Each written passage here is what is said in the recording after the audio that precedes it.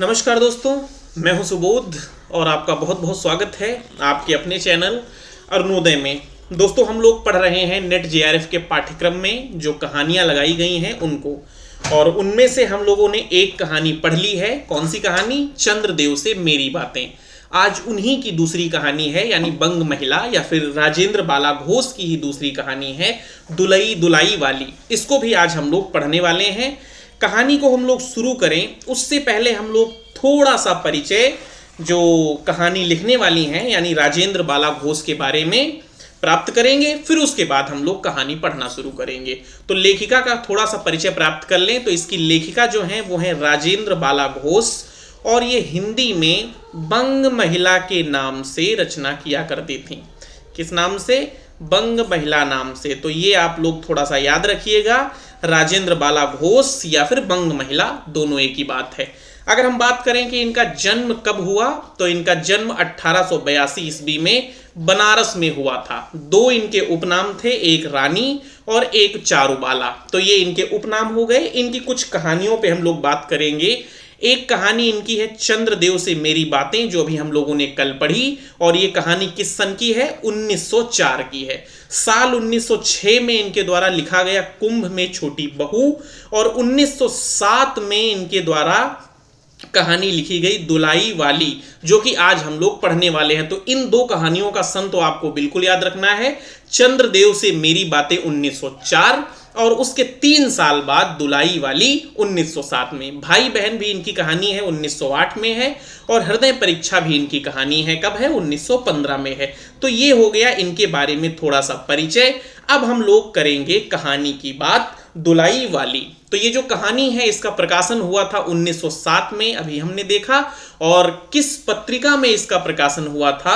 तो इसका प्रकाशन सरस्वती पत्रिका में हुआ था। जो राजेंद्र बाला घोष की दोनों कहानियां, चंद्रदेव से मेरी बातें और दुलाई वाली, इन दोनों कहानियों का प्रकाशन सरस्वती पत्रिका में ही हुआ था। ये चीज आप लोग याद रखिएगा। ये जो दुलाई शब्द है, अगर बात करें कि इसका मतलब क्या होता है, तो इसका मतलब वो होता है रुई से बना ओढ़ने वाला कोई वस्त्र, या फिर कह सकते हैं रजाई। तो दुलाई का ये मतलब होता है। और ये इस कहानी का नाम क्यों रखा गया, ये आप जो है जब कहानी पढ़ेंगे तो आपको समझ में आ जाएगा। इस कहानी के बारे में रामचंद्र तिवारी का एक कथन है जिसको हम लोग पढ़ेंगे। रामचंद्र तिवारी कहते हैं 7वें वर्ष की सरस्वती। 7वें वर्ष की सरस्वती का मतलब ये है, सरस्वती पत्रिका का जो प्रकाशन हुआ था वो 1900 में हुआ था, और ये कहानी 1907 की है। इसीलिए जो है रामचंद्र तिवारी कह रहे हैं 7वें वर्ष की सरस्वती में बंग महिलाकृत दुलाई वाली कहानी सर्वाधिक महत्वपूर्ण रही। कुछ आलोचकों ने इसे हिंदी की पहली कहानी माना है। तो ये चीज भी आप लोग याद रखिएगा। हिंदी की कई सारी कहानियां जो है पहली कहानी की दौड़ में रही हैं, और उनमें से ये भी कहानी पहली कहानी की दौड़ में है। कई सारे आलोचक जो है इसको पहली कहानी भी मानते हैं, और ये जो है एक मनोरंजन प्रधान कहानी है। अब ये चीज आप लोग याद रखिएगा, व्यंग प्रधान कहानी नहीं, ये कैसी है? मनोरंजन प्रधान कहानी है। अब हम लोग बढ़ेंगे आगे, और बात आ गई है हिंदी की पहली कहानी मानने वालों की। तो थोड़ी सी हम लोग जो है 2 मिनट में चर्चा कर लेते हैं कि कौन सा विद्वान कौन सी हिंदी की पहली कहानी मानता है। जैसे रामचंद्र शुक्ल जो है इंदुमती को हिंदी की पहली कहानी मानते हैं, और इंदुमती जो कहानी है वो किशोरी लाल गोस्वामी की है। लक्ष्मी नारायण लाल जो है वो 11 वर्ष का समय को हिंदी की पहली कहानी मानते हैं, और 11 वर्ष का समय जो कहानी है वो रामचंद्र शुक्ल की है। वहीं पर बच्चन सिंह प्रणयिनी परिणय जो है इसको पहली कहानी घोषित करते हैं, और ये कहानी है किसकी? ये किशोरी लाल गोस्वामी की कहानी है। भवदेव पांडे जो है दुलाई वाली को पहली कहानी मानते हैं। तो ये प्रश्न आपसे इस कहानी से बन सकता है कि ये जो दुलाई वाली आज आप कहानी पढ़ने वाले हैं, इसको हिंदी की प्रथम कहानी कौन मानता है? तो भवदेव पांडे इसको हिंदी की प्रथम कहानी मानते हैं। वहीं पर देवी प्रसाद वर्मा एक टोकरी भर मिट्टी को हिंदी की प्रथम कहानी मानते हैं, और एक टोकरी भर मिट्टी कहानी है किसकी? माधवराव सप्रे की कहानी है, और आपके सिलेबस में ये कहानी लगी हुई भी है। वर्तमान समय में सबसे ज्यादा सर्वाधिक जो है मान्य मत यही है, लोग इसी को हिंदी की पहली कहानी मान रहे हैं। और राय कृष्णदास के द्वारा चंद्रदेव से मेरी बातें, जो कि बंग महिला की कहानी है, इसको पहली कहानी मानते हैं। तो पहली कहानी की बात चली थी, तो हम लोगों ने थोड़ा सा ये देख लिया कि हिंदी की कौन कौन सी कहानी, कौन कौन से विद्वान पहली कहानी मानते हैं। तो ये बात हो गई। वापस लौटते हैं अपनी कहानी को और पढ़ना शुरू करते हैं हिंदी कहानी के बारे में कुछ तथ्यों को। और तथ्यों से पहले हम लोग पढ़ लेते हैं हिंदी कहानी के पात्र, क्योंकि आपकी परीक्षाओं में पात्र भी अक्सर पूछ लिए जाते हैं। तो हिंदी कहानी का एक तरीके से नायक कह सकते हैं, जो मुख्य पात्र है वो है वंशीधर।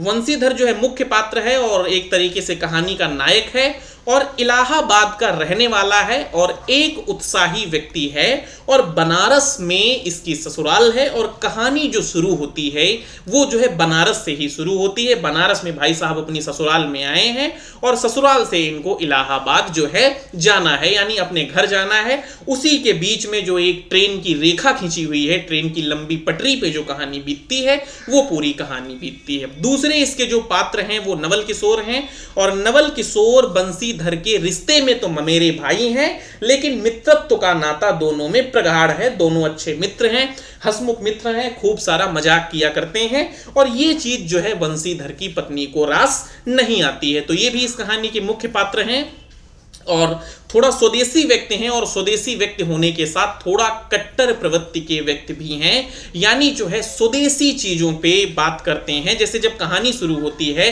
तो एक जगह जब वंशीधर बनारस से चल देते हैं बिलायती धोती पहन के, तो इस पे वो खेद प्रकट करते हैं कि यार नवल किशोर वहां पे मिलेगा और इस पे जो है मुझको चिढ़ाएगा और जो है मुझे जलील करेगा कि तुमने देसी धोती क्यों नहीं पहनी। और ये जो है थोड़ा हंसमुख प्रवृत्ति के भी इंसान हैं। जब आप कहानी पढ़ेंगे तो आपको समझ में आएगा ये किस तरीके से हंसमुख प्रवृत्ति के इंसान हैं। फिर उसके बाद जानकी भाभी हैं, या फिर जानकी देई पात्र का नाम है, और ये जो है वंशीधर की पत्नी है, और ये जो है एक सामान्य गृहस्थ महिला है, और ये भी जो है कहानी को आगे बढ़ाने में काफी मदद देती हैं। अन्य पात्रों की बात करें तो जो है वंशीधर की एक साली है जिसका नाम सीता है, और वंशीधर का साला है, एक सास है। अगर आपसे ये बात की जाए कि जो है वंशीधर की जो ससुराल है उसमें कितने लोग हैं, तो ये भी आप लोग याद रखिएगा, क्योंकि कहानी में ये बिंदु आता है। तो वंशीधर के ससुराल में एक साला है, एक साली है, और पत्नी है, और सास है। कहानी में जो है एक गौड़ पात्र के तौर पे इक्के वाला भी है, और रेल के अन्य यात्री भी इस कहानी में हैं। तो ये जो है इस कहानी का पात्र परिचय हो गया। अब हम लोग बढ़ते हैं आगे, और आगे हम लोग अब बात करेंगे कहानी के कुछ महत्वपूर्ण तथ्यों के बारे में। देखिए, ये जो कहानी है इसमें रेल यात्रा के दौरान ग्रामीण अनपढ़ स्त्रियों की बातचीत अवधी मिश्रित भोजपुरी में प्रस्तुत की गई है। तो आपसे ये प्रश्न पूछा जा सकता है कि किस कहानी में, 4 विकल्प दिए हो सकते हैं। आपसे ये पूछ सकता है कि किस कहानी में जो है अनपढ़ स्त्रियों के द्वारा अवधी मिश्रित भोजपुरी में बातें प्रस्तुत की गई हैं। तो उसका सही जवाब हो जाएगा दुलाई वाली। ये चीज आप लोग याद रखिएगा। इस कहानी में स्वदेशी आंदोलन की भी गूंज है। जब आप कहानी पढ़ेंगे तो आपको समझ में आएगा। कहानी में जो है काशी के दशाश्वमेध घाट का जिक्र आता है। आप ये लोग ये चीज याद रखिएगा, क्योंकि इस तरीके से प्रश्न आते हैं। और अगला तथ्य यह है कि वंशीधर इलाहाबाद का रहने वाला है, मैंने आपको अभी बता दिया। और जो ससुराल है वो बनारस में है। ससुराल में एक साला है, एक साली है, और एक सास है। सास तो हालांकि एक ही होती है। अब बढ़ेंगे आगे। कहानी में स्त्री दशा के साथ अंग्रेजी पहनावे पर व्यंग किया गया है। ये बात भी मैंने आपको बता दी। वो धोती वाला जो किस्सा है वो एक तरीके से अंग्रेजी पहनावे पर व्यंग है, बंग महिला के द्वारा, यानी कि राजेंद्र बाला घोष के द्वारा। नवल किशोर कलकत्ते से आने वाले हैं, और ये लोग जो है मुगल सराय में मिलने वाले थे, और इन लोगों को मुगल सराय से इलाहाबाद तक यात्रा करनी थी। तो इस तरीके का एक प्रश्न आपसे बनाया जा सकता है कि नवल किशोर और बंशीधर को कहां से कहां तक यात्रा करनी थी, क्योंकि इस तरीके के वर्तमान समय में जो आपकी परीक्षाएं हो रही हैं उनमें प्रश्न बिल्कुल इस तरीके के आ रहे हैं। तो ये भी याद रखिएगा कि वंशीधर और नवल किशोर को मुगल सराय से इलाहाबाद तक की यात्रा करनी थी। इसके जो है कुछ कथन हैं। एक कथन जानकी देई का है। जानकी कहती है, इस अस्थिर संसार में स्थिरता कहाँ, यहाँ कुछ भी स्थिर नहीं। तो ये कथन जानकी देई का है। वंशीधर का भी एक कथन है। वंशीधर कहते हैं, नाहक विलायती चीजें मोल लेकर क्यों रुपयों की बर्बादी की जाए। देसी लेने में दाम तो लगेगा सही, पर रहेगा तो देश में ही। ये जो है कथन है वंशीधर का। तो आप समझ पा रहे होंगे इसमें जो है स्वदेशी आंदोलन की भी गूंज है। देसी पहनावे पे जोर है, देसी चीजें खरीदने में जोर है, और देसी चीजों पे जो है धन व्यय किया जाए, ये इस कहानी के केंद्र में बात एक तरीके से आती है। तो ये जो है कहानी के मुख्य तथ्य हो गए। अब हम लोग पढ़ना शुरू करेंगे कहानी। लेकिन कहानी पढ़ना शुरू करें उससे पहले एक चीज ध्यान रखना। देखिए, इसमें कहानी के बीच में थोड़ी सी भाषा जो है वो भोजपुरी की आती है, और भोजपुरी मुझे उतनी अच्छी आती नहीं है। तो अगर भोजपुरी को पढ़ने में थोड़ी सी मुझसे गलती हो जाए तो भोजपुरी समुदाय से मैं हाथ जोड़ के माफी मांगता हूं।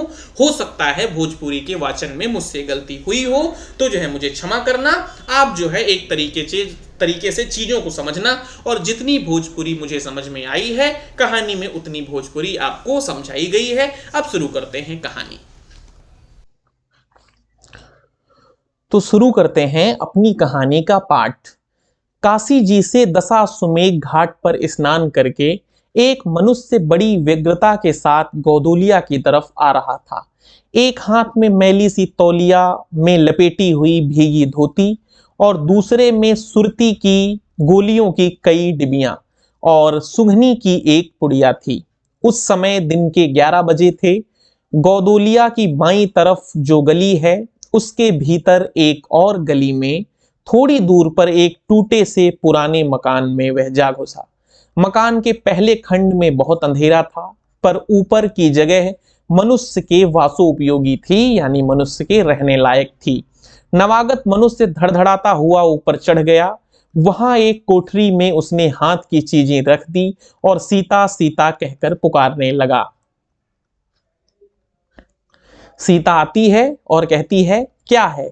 कहती हुई एक 10 बरस की बालिका आ खड़ी हुई। तब उस पुरुष ने कहा, सीता जरा अपनी बहन को बुला ला। अच्छा कहकर सीता गई, और कुछ देर में एक नवीना स्त्री आकर उपस्थित हुई। उसे देखते ही पुरुष ने कहा, लो, हम लोगों को तो आज ही जाना होगा। कहां से? वंशीधर अपनी ससुराल में इस समय है, बनारस में, और कह रहे हैं हम लोगों को आज ही जाना होगा। इस बात को सुनकर स्त्री कुछ आश्चर्ययुक्त होकर और झुंझला कर बोली, आज ही जाना होगा? यह क्यों? भला आज कैसे जाना हो सकेगा? ऐसा ही था तो सवेरे भैया से कह देते। तुम तो जानते ही हो कि मुंह से कह दिया बस छुट्टी हुई। लड़की कभी विदा की होती तो मालूम पड़ता। आज तो किसी सूरत नहीं जाना हो सकता। मतलब जो उनकी पत्नी है जानकी देई, उन्होंने मना कर दिया और कहा कि आज तो किसी सूरत में नहीं जा सकते। अगर जाना था तो सुबह ही तुमको बता देना चाहिए था। तुम आज कहती हो, हमें तो अभी जाना है। बात यह है कि आज नवल किशोर कलकत्ते से आ रहे हैं, आगरे से अपनी नई बहू को भी साथ ला रहे हैं। सो उन्होंने हमें आज ही जाने के लिए इसरार किया है। इसरार का मतलब आग्रह किया है। हम लोग मुगल सराय से साथ ही इलाहाबाद तक चलेंगे। अब यहां से एक प्रश्न आपसे बन सकता है कि नवल किशोर को और वंशीधर को कहां से कहां तक की यात्रा साथ में करनी थी। तो मुगल सराय से इलाहाबाद तक की यात्रा उन लोगों को साथ में करनी थी। कहानी आगे बढ़ती है। उनका तार मुझे घर से निकलते ही मिला, इसी से मैं झट नहा धोकर लौट आया। बस अब करना ही क्या है, कपड़ा वपड़ा जो कुछ हो बांध पूंध लो, घंटे भर में खा पी कर चली चलो। जब हम तुम्हें विदा कराने आए ही हैं, तब कल के बदले आज ही सही। हाँ, यह बात है, नवल जो चाहे करावें। जो उनकी पत्नी है जानकी देई, वो कहती है, नवल जो उनके मित्र हैं, कहते हैं नवल जो चाहे करावें। क्या एक ही गाड़ी में ना जाने से दोस्ती में बट्टा लग जाएगा? अब तो किसी तरह रुकोगे नहीं, जरूर ही उनके साथ जाओगे, पर मेरे तो नाकों में दम आ जाएगी। ऐसा जानकी देई कह रही है। तो फिर बंशीधर पूछते हैं, क्यों, किस बात से? तो जानकी देई कहती है कि उनकी हंसी से और किससे। हंसी ठट्ठा भी राह में अच्छी लगती है। वंशीधर कहते हैं, राह में हंसी मजाक भी अच्छा लगता है। तो जानकी देवी कहती हैं कि उनकी हंसी मुझे नहीं भाती। एक रोज मैं चौक में बैठी पूड़ियां काढ़ रही थी कि इतने में न जाने कहां से आकर नवल चिल्लाने लगे, ए बुआ देखो तुम्हारी बहू पूड़ियां खा रही है। मैं तो मारे शर्म के मर गई। हाँ, भाभी जी ने बात उड़ा दी सही। वे बोली खाने पहनने के लिए तो आई ही है, पर मुझे उनकी हंसी बहुत बुरी लगती है। बस इसी से तुम उनके साथ नहीं जाना चाहती। अच्छा चलो, मैं नवल से कह दूंगा कि यह बेचारी कभी रोटी तक तो खाती नहीं, पूड़ियां क्या खाएगी। कहानी और आगे बढ़ती है। इतना कहकर वंशीधर कोठरी से बाहर चले आए और बोले, मैं तुम्हारे भैया के पास जाता हूं, तुम रो रुलाकर तैयार हो जाना।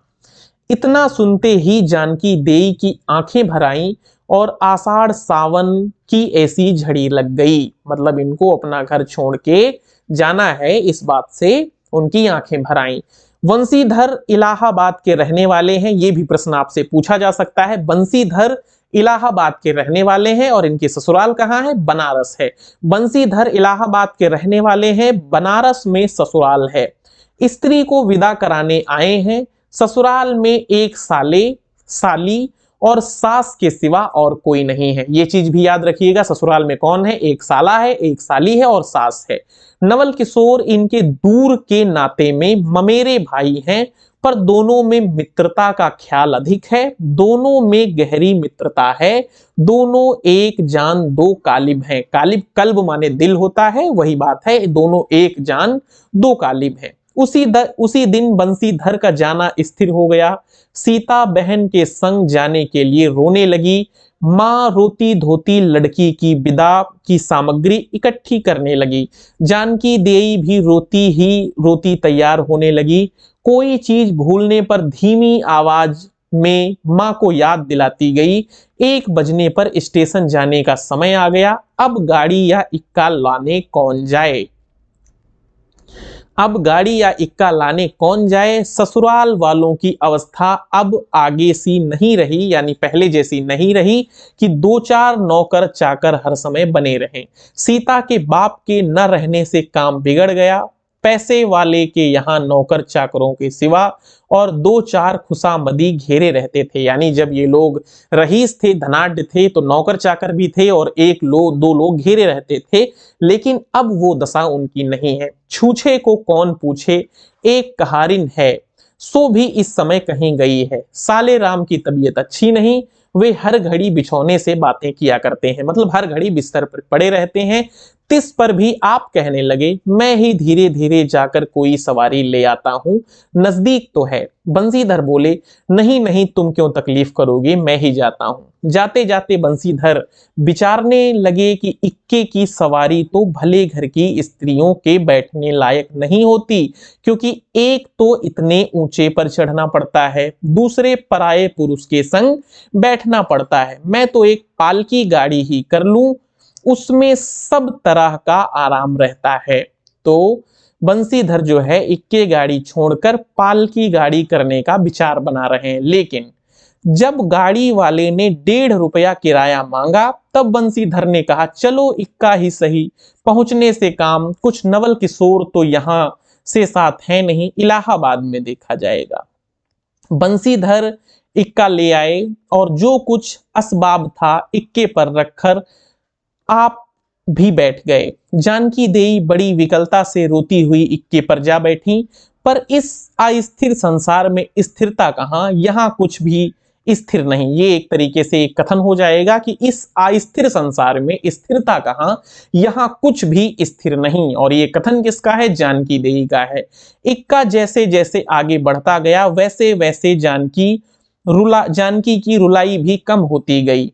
सिकरौल के स्टेशन के पास पहुंचते पहुंचते जानकी की आंखें अच्छी तरह पुछ चुकी थीं, यानी जानकी अपनी आंखें अच्छी तरीके से पोंछ चुकी थी और रोना धोना सब समाप्त हो गया था। दोनों चुपचाप चले जा रहे थे। अचानक वंशीधर की नजर अपनी धोती पर पड़ी और अरे, एक बात तो हम भूल गए, कहकर पछता उठे। इक्के वाले से कान बजाकर जानकी जी ने पूछा, क्या हुआ, क्या कोई जरूरी चीज भूल आए?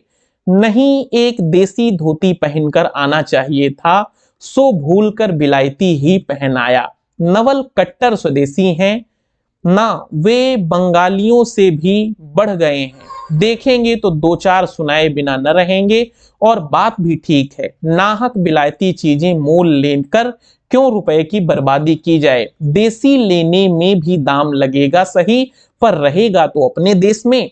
जानकी जरा भौहें टेढ़ी करके बोली, धोती तो धोती है, पहनने से काम, यह क्या बुरी है। इतने में स्टेशन के कुलियों ने आ घेरा। वंशीधर एक कुली करके चले। इतने में इक्के वाले ने कहा, इधर से टिकट लेते जाइए, पुल के उस पार 1.5 दर्जे का टिकट मिलता है। पुल के उस पार 1.5 दर्जे का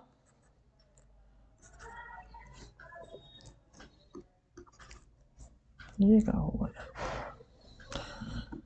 पुल के उस पार 1.5 दर्जे का टिकट मिलता है। बंसीधर फिर कर बोले, अगर मैं 1.5 दर्जे का टिकट लूं तो।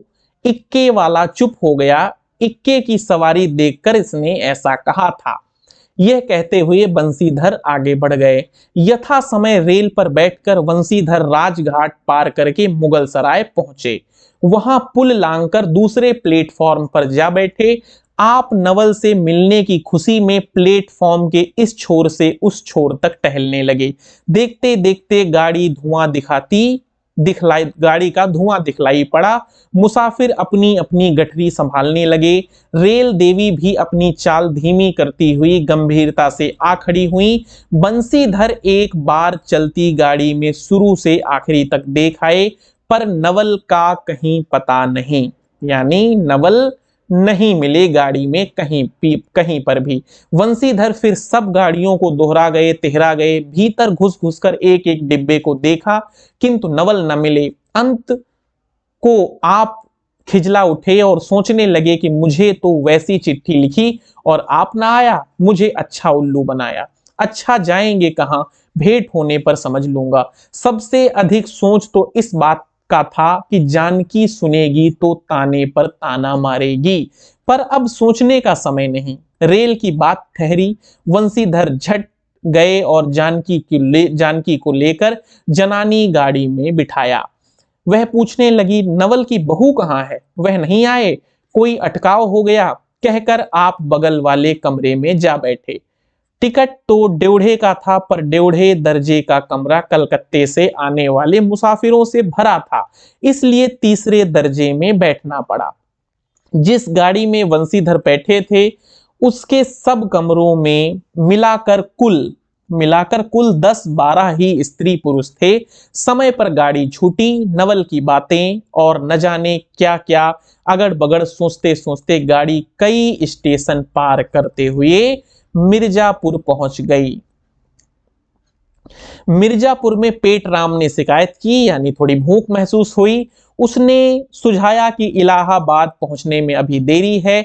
चलने के झंझट में अच्छी तरह उसकी पूजा किए बिना ही बंसीधर ने बनारस छोड़ा था, या कि जब बनारस से चले थे तो खाना अच्छी तरीके से नहीं खाया था, तो अब भूख लग रही है। इसलिए आप झट प्लेटफॉर्म पर उतरे और पानी के बम्बे से हाथ मुंह धोकर एक खोचे वाले से थोड़ी सी ताजी पूड़ियां और मिठाई लेकर निराले में बैठ आपने उन्हें ठिकाने पहुंचाया। पीछे से जानकी की सुधाई। सोचा कि पहले पूछ लूं, तब कुछ मोल लेंगे, क्योंकि स्त्रियां नटखट होती हैं, वे रेल का खाना पसंद नहीं करती। पूछने पर वही बात हुई। तब वंशीधर लौटकर अपने कमरे में आ बैठे। यदि वे चाहते तो 1.5 दर्जे में भी बैठ सकते थे, क्योंकि अब भीड़ बहुत कम थी, पर उन्होंने कहा थोड़ी देर के लिए कौन बखेड़ा खड़ा करे। बंसीधर अपने कमरे में बैठे तो 2-1 मुसाफिर अधिक दिख पड़े। आगे वालों में से एक उतर भी गया था। जो लोग थे सब तीसरे दर्जे के योग्य जान पड़ते थे। अधिक सभ्य कोई था तो बंसीधर ही थे। उनके कमरे के पास वाले कमरे में एक भले घर की स्त्री बैठी थी। वह बेचारी सिर से पैर तक ओढ़े, सिर झुकाए, एक हाथ लंबा घूंघट काढ़े, कपड़े की गठरी सी बनी बैठी थी। वंशीधर ने सोचा इसके संग वाले भद्र पुरुष के आने पर उनके संग बातचीत करके समय बिताया जाएगा। 1-2 करके तीसरी घंटी बजी। तब वह स्त्री कुछ अचकचाकर थोड़ा सा मुंह खोले जंगले के बाहर देखने लगी। ज्यों ही गाड़ी छूटी वह मानो कांप उठी।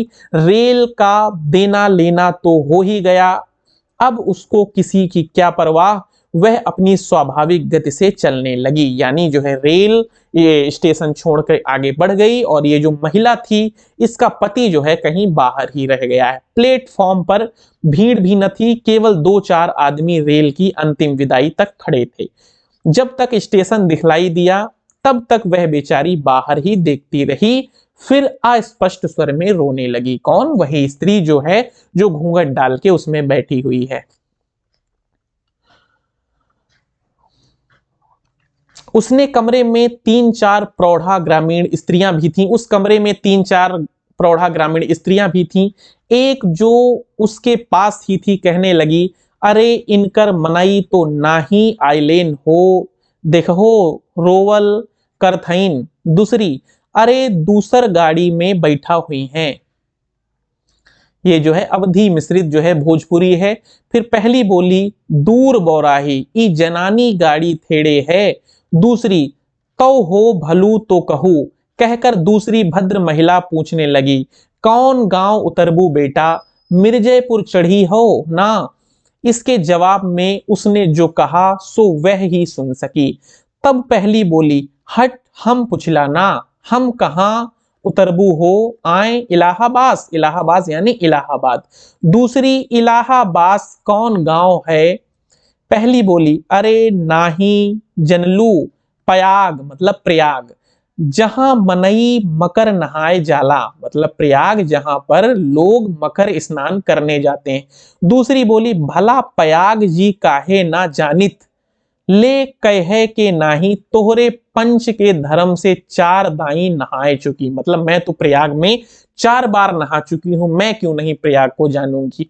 ऐसो हो सोमवारी और गहन दका दका लाग रहन तौन तोहरे काशी जी नहाए गई रहे। फिर पहली बोली, आवे जाए में तो सब औते जाता बटले बाटेन, फुन यह साइत तो बिचारो विपत में ना पड़ल बटली, हे हम पंचा है राजघाट टिकस कटौली, मोगल के सराय उतरलीस हो दा पुन चढ़लीस। ये भैया भोजपुरी में बात चल रही है।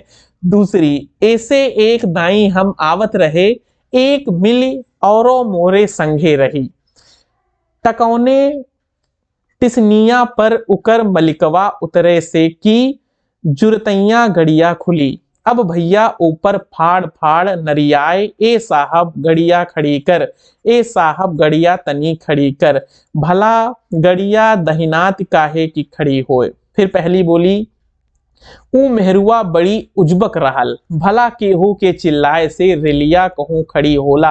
अब इनके बीच में ये जो है आपस की बातें चल रही हैं, जबकि मुद्दा ये था कि उस बेचारी का पति बाहर रह गया है। अब उसके दुख से ये इन लोगों की बातें निकलने लगी हैं कि तुम प्रयाग कभी गई, प्रयाग में कभी नहाया। फिर ये घटना बीच में चलने लगी कि एक बार एक स्त्री का मर्द बाहर रह गया, तो फिर वो गाड़ी रोकने के लिए कहने लगी। तो इस तरीके की इनके बीच में संवाद चल रहे हैं। इसकी इस बात पर कुल कमरे वाले हंस पड़े। अब जितने पुरुष स्त्रियां थीं एक से एक अनोखी बातें कहकर अपने अपने तर्जुबे यानी अनुवाद बयान करने लगी। बीच बीच में उस अकेली अबला की स्थिति पर दुख प्रकट करती जाती थी, मतलब बीच बीच में उस स्त्री की बात हो जाती, फिर अपनी जो है महान गाथाएं जो है एक दूसरे से सब कह रहे थे।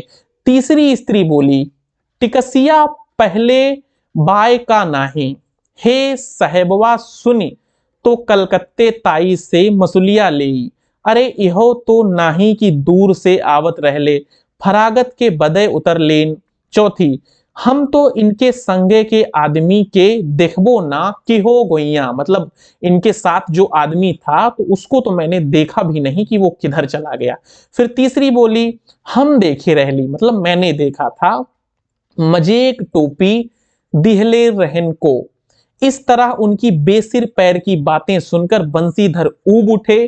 तब वे उन स्त्रियों से कहने लगे, तुम तो नाहक उन्हें और भी डरा रही हो, जरूर इलाहाबाद तार गया होगा और दूसरी गाड़ी से वे भी वहां पहुंच जाएंगे। मैं भी इलाहाबाद ही जा रहा हूं, मेरे संग भी स्त्रियां हैं जो ऐसी ही हैं, तो दूसरी गाड़ी के आने तक मैं स्टेशन पर ठहरा रहूंगा। तुम लोगों से यदि कोई प्रयाग उतरे तो थोड़ी देर के लिए स्टेशन पर ठहर जाना, इनको अकेला छोड़ देना उचित नहीं। यदि पता मालूम हो जाएगा तो मैं इन्हें इनके ठहरने के स्थान पर भी पहुंचा आऊंगा।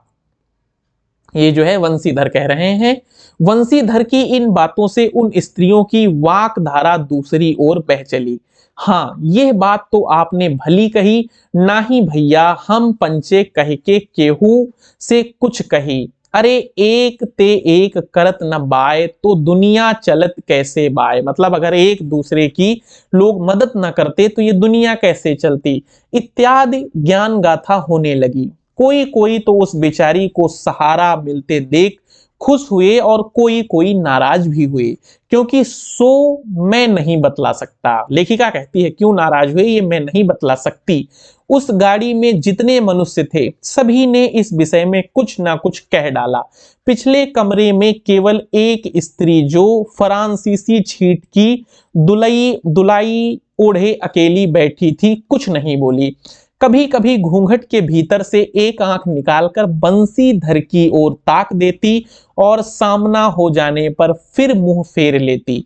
वंशीधर सोचने लगे यह क्या बात है, देखने में तो यह भले घर की मालूम होती है पर आचरण इसका अच्छा नहीं। गाड़ी इलाहाबाद के पास पहुंचने को हुई। बंसीधर उस स्त्री को धीरज दिलाकर आकाश पाताल सोचने लगे। यदि तार में कोई खबर न आई होगी तो दूसरी गाड़ी तक स्टेशन पर उठाना पर ही ठहरना पड़ेगा। अब जो है बंसीधर ने उससे कह दिया कि मैं जो है इलाहाबाद पे उतर कर तुमको तुम्हारे ठिकाने पे पहुंचा दूंगा।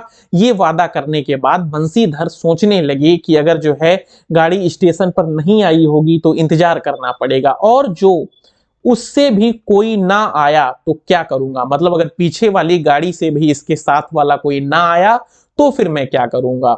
जो हो गाड़ी नैनी से छूट गई। अब साथ की उन अशिक्षित स्त्रियों ने फिर मुंह खोला, का भैया जो केहू बिना टिकस के आवत होए तो ओकर के सजाए होला। अब महिलाएं फिर बात कर रही हैं और पूछ रही हैं कि अगर कोई बिना टिकट के आता है तो क्या उसको सजा हो जाती है। अरे ओका ई नाही चाहत रहा कि मेहरारू के तो बैठा देहलेन और अपुआ तउन टिकस ले चलन देहलेन। अर्थात ये लोग कह रही हैं कि उसको जो है ये बात नहीं समझ में आई, औरत को गाड़ी में बिठा दिया और खुद टिकट लेने चला गया। इसी के चक्कर में उन लोगों की गाड़ी भी छूट गई। किसी किसी आदमी ने तो यहां तक दौड़ मारी कि रात को वंशीधर इसके जेवर छीनकर रफ्फू चक्कर ना हो जाएं। अब उसी गाड़ी में से कुछ लोग ये भी सोच रहे हैं कि जो है ऐसा ना हो, ये जो आदमी बैठा है वंशीधर ये इसके जेवर छीनने के लिए इसकी मदद करने की बात न कर रहा हो। उस गाड़ी में एक लाठी वाला भी था, उसने खुल्लम खुल्ला कहा, का बाबूजी कुछ हमरो साझा। अब वो बंसीधर से कह रहा है, उसको तो पूरा यकीन हो गया है कि ये जो है जेवर छीनेगा, तो कह रहा कि उसमें कुछ मेरा भी साझा है या कुछ मुझे भी दोगे। इसकी बात पर वंशीधर क्रोध से लाल हो गए। उन्होंने इसे खूब धमकाया। उस समय तो वह चुप हो गया, पर यदि इलाहाबाद उतरता तो बंसीधर से बदला लिए बिना न रहता। वंशीधर इलाहाबाद में उतरे। एक बुढ़िया को भी वहीं उतरना था। उससे उन्होंने कहा कि उनको भी अपने संग उतार लो। फिर उस बुढ़िया को उस स्त्री के पास बिठाकर आप जानकी को उतारने लगे। जानकी से सब हाल कहने पर वह बोली, अरे जाने भी दो, किस बखेड़े में पड़े हो। पर वंशीधर ने न माना। जानकी और उस भद्र महिला को एक ठिकाने बिठाकर आप स्टेशन मास्टर के पास गए। वंशीधर के जाते ही वह बड़ी बुढ़िया, जिसे उन्होंने रखवाली के लिए रख छोड़ा था, किसी बहाने से भाग गई। अब तो वंशीधर बड़े असमंजस में पड़े। टिकट के लिए बखेड़ा होगा, क्योंकि वह स्त्री बेटिकट है। लौटकर आए तो किसी को पास ना पाया। अरे ये सब कहाँ गई, यह कहकर चारों तरफ देखने लगे, कहीं पता नहीं। इस पर बंसीधर घबराए और बोले कि आज कैसी पूरी साइत में घर से निकले कि एक के बाद दूसरी आफत में फंसते चले आ रहे हैं। इतने में अपने सामने उस ढुलाई वाली को आते देखा। तू ही उन स्त्रियों को कहीं ले गई है, इतना कहना था कि ढुलाई से मुंह खोलकर नवल किशोर खिलखिला उठे। अब वो जो महिला थी जो गाड़ी में गलत निगाह से वंशीधर को देख रही थी, जिसके चरित्र पे वंशीधर शक कर रहे थे, वो कोई और नहीं था, वो नवल किशोर ही थे। अरे यह क्या, सब तुम्हारी करतूत है, अब मैं समझ गया, कैसा गजब तुमने किया। ऐसी हंसी मुझे अच्छी नहीं लगती, मालूम होता है कि वह तुम्हारी ही बहू थी। अच्छा तो वे गई कहाँ? वे लोग तो, नवल बोले कि वे लोग तो पालकी गाड़ी में बैठी हैं, तुम भी चलो। नहीं, मैं सब हाल सुन लूंगा तब चलूंगा। हाँ यह तो कहे तुम मिर्जापुर में कहां से आ निकले? मिर्जापुर नहीं, नवल कहते हैं, मिर्जापुर नहीं, मैं तो कलकत्ते से बल्कि मुगल सराय से तुम्हारे साथ चला आ रहा हूं। तुम जब मुगल सराय में मेरे लिए चक्कर लगाते थे, जब मैं 1.5 दर्जे में ऊपर वाले बेंच पर लेटे तुम्हारा तमाशा देख रहा था, फिर मिर्जापुर में जब तुम पेट के धंधे में लगे थे, यानी खाने की तलाश कर रहे थे, मैं तुम्हारे पास से निकल गया पर तुमने न देखा। मैं तुम्हारी गाड़ी में जा बैठा, सोचा कि तुम्हारे आने पर प्रकट होऊंगा, फिर थोड़ा और देख ले करते करते नौबत यहां तक आ पहुंची। अच्छा अब चलो, जो हुआ उसे माफ करो। यह सुनकर बंसीधर प्रसन्न हो गए। दोनों मित्र में बड़े प्रेम से बातचीत होने लगी। बंसीधर बोले, मेरे ऊपर जो कुछ बीती सो बीती, पर वह बेचारी, मतलब वह स्त्री जो तुम्हारे से गुणवान के संग पहली ही बार रेल से आ रही थी, बहुत तंग हुई। उसे तो तुमने नाहक रुलाया, बहुत ही डर गई बेचारी। नहीं जी, डर किस बात का, हम तुम दोनों गाड़ी में थे ना। हाँ पर यदि मैं स्टेशन मास्टर से इत्तला कर देता, मतलब खबर कर देता, तो बखेड़ा खड़ा हो जाता। अरे तो क्या, मैं मर थोड़े ही गया था, 4 हाथ की दुलाई की बिसात ही कितनी। इस तरह बातचीत करते करते दोनों गाड़ी के पास आए। देखा तो दोनों मित्र बंधुओं में खूब हंसी हो रही है। जानकी कह रही थी, अरे तुम क्या जानो, इन लोगों की हंसी ऐसी ही होती है। हंसी में किसी के प्राण निकल जाएं तो निकल जाएं, इन्हें दया ना आवे। खैर दोनों मित्र अपनी अपनी घरवाली को लेकर राजी खुशी घर पहुंचे और मुझे भी उनकी यह राम कहानी लिखने से छुट्टी मिली। तो ये थी कहानी।